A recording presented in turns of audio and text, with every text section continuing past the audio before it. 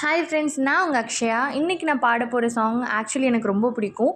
இந்த சாங் அதிகமாக என் அண்ணியாருக்காக தான் நான் பாடியிருக்கேன். இப்போது அவங்களுக்கு டெடிகேட் பண்ண தான் பாடுறேன். கேளுங்க, நல்லாயிருக்கும். இங்கே குறுநகை எங்கே, குறும்புகள் எங்கே, கோரடி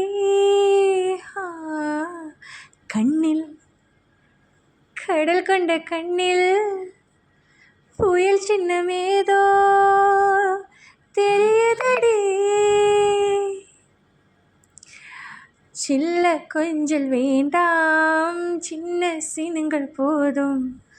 பார்த்து பழக வேண்டாம், பாதி சிரிப்பு போதும்.